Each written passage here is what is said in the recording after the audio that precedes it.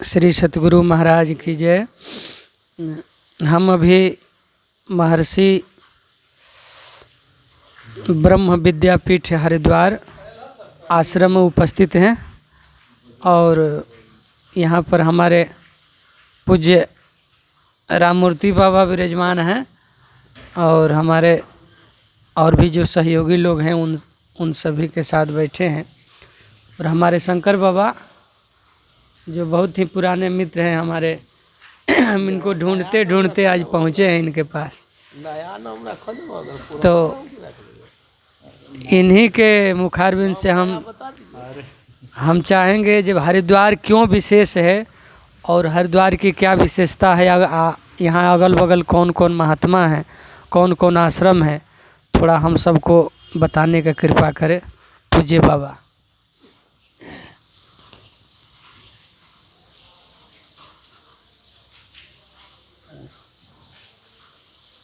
श्री सद्गुरु महाराज की जय। हरिद्वार परम तीर्थों की पावन नगरी, साधु संतों की महानगरी है। यहाँ प्राचीन काल से अर्वाचीन काल से बहुत से ऋषि मुनियों ने साधना तपस्या की। आप श्रीमद् भागवत के प्रसंग में सुने होंगे कि देवर्षि नारद जो श्रीमद् भागवत की जो कथा सुनाने के लिए, तो इसी क्षेत्र को सनक सनंदन ने ये चुना और उसमें भी हरिद्वार का ये अर्वाचीन क्षेत्र आनंद वन का क्षेत्र, जहाँ के मुख्य रूप से कथा का मंच बना था, वो क्षेत्र है।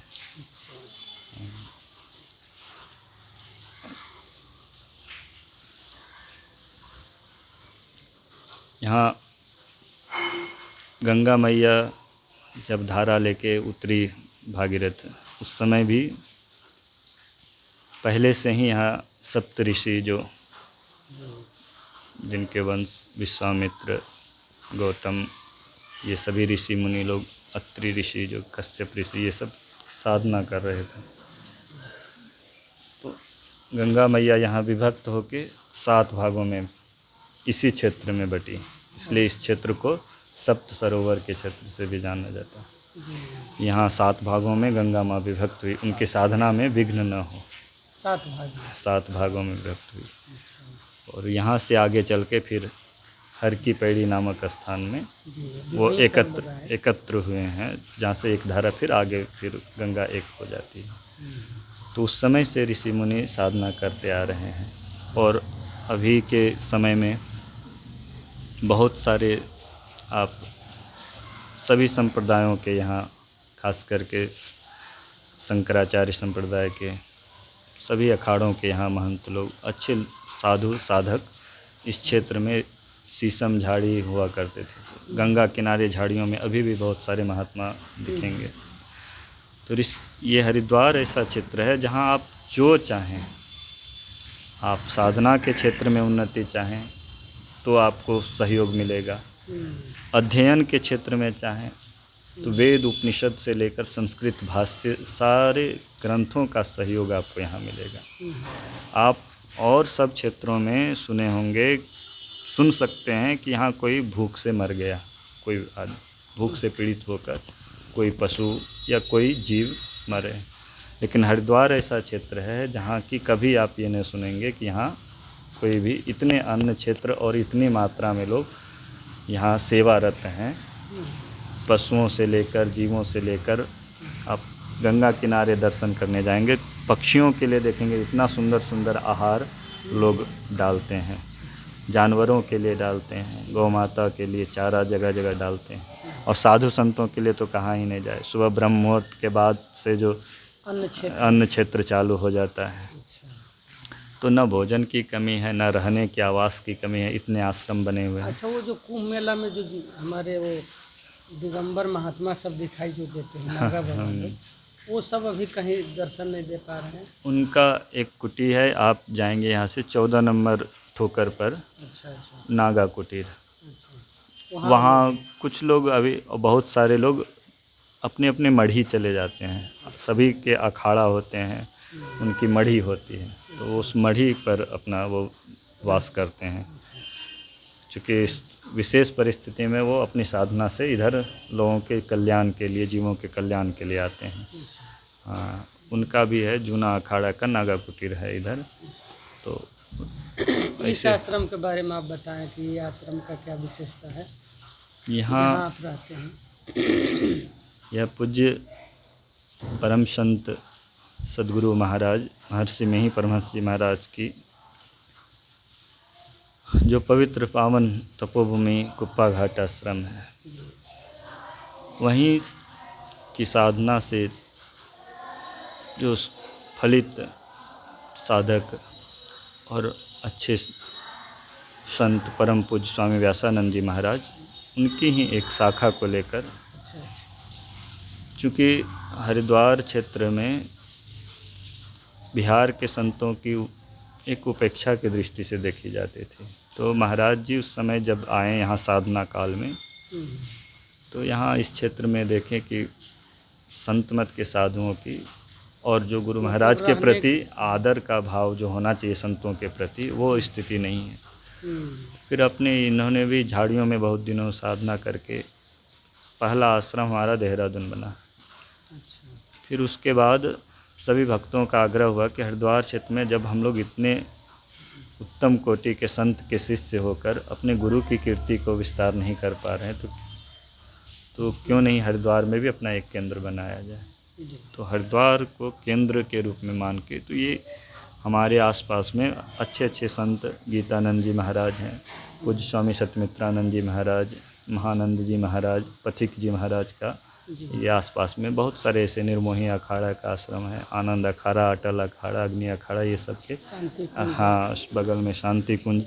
तो उन सबों के बीच में गुरु महाराज की कृपा से ही ये सब कुछ व्यवस्थित ढंग से हो पाया। बस संकल्प थी महाराज जी की, पूज्य स्वामी व्यासानंद जी महाराज की।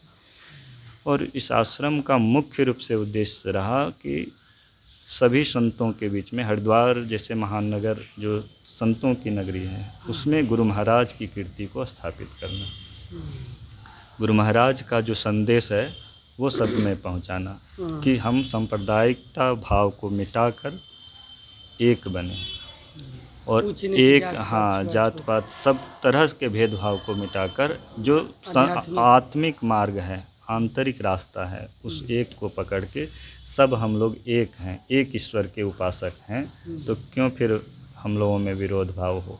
उस संदेश को जन जन तक पहुंचाने के लिए सदाचार समन्वित होकर ईश्वर की उपासना करने के लिए ये केंद्र बना।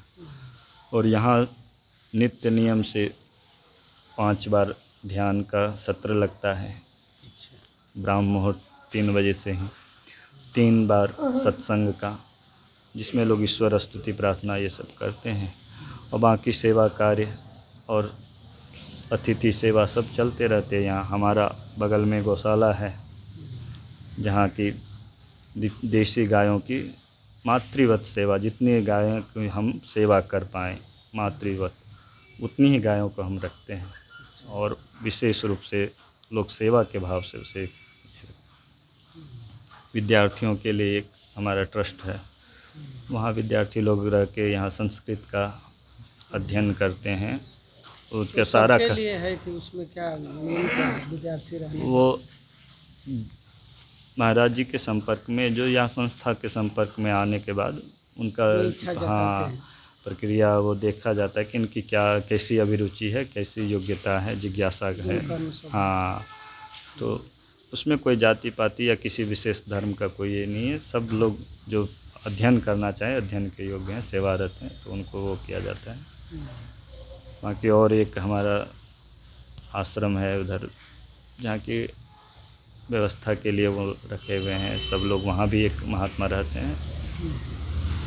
और यहाँ तो ये तो तीर्थ क्षेत्र है, हरिद्वार की विशेषता तो वेद शास्त्र और सहस्त्र मुख शेष जो हैं वो वर्णन नहीं कर सकता, क्योंकि यहाँ इतनी तप हुई है कि यहाँ के कण कण में आप भगवत स्वरूप का वास कर महसूस करें। हाँ, हाँ।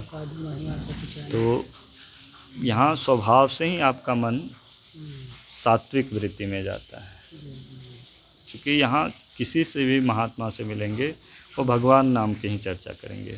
वो मिलते ही हरिओम, जय सिया राम भैया, तो जय श्री कृष्ण, भगवान नाम ही उनके मुंह से निकलता है, चाहे वो जैसे भी रहें, भगवत वाणी हमेशा निकलती है। तो उससे वातावरण पवित्र रहता है।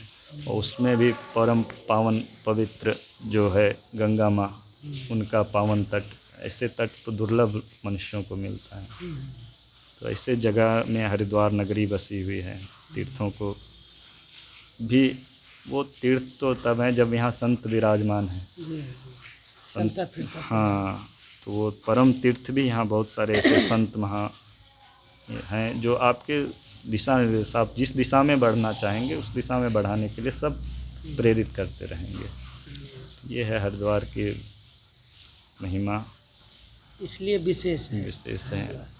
ऐसे सभी तीर्थ, हाँ।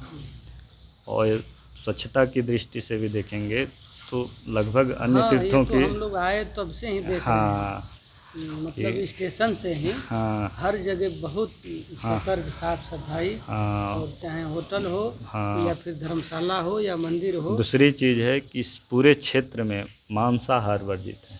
कहीं भी आपको एक भी बहुत बढ़िया, बहुत किसी भी तीर्थ क्षेत्र से अलग लहसुन प्याज भी लगभग वर्जित ही मिलेंगे आपको। अन्य तीर्थों के आसपास में तो उस तरह से अतिक्रमण हो चुका है। यहाँ की विशेषता है कि वो सरकार ने ऐसा नियम बनाया, हाई कोर्ट, सुप्रीम कोर्ट ने उस पर मुहर लगाया है, तो सुरक्षित है।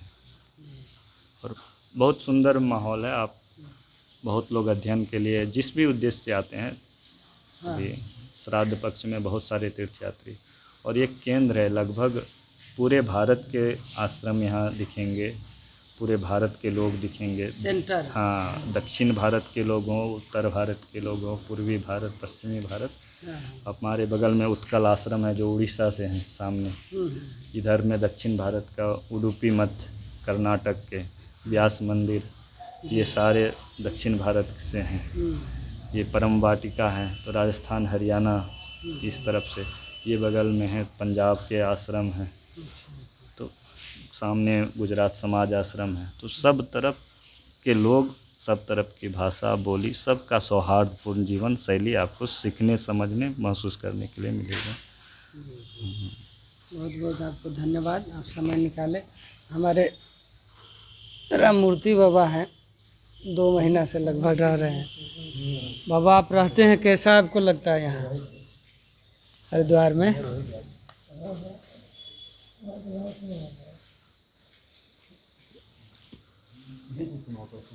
हैं?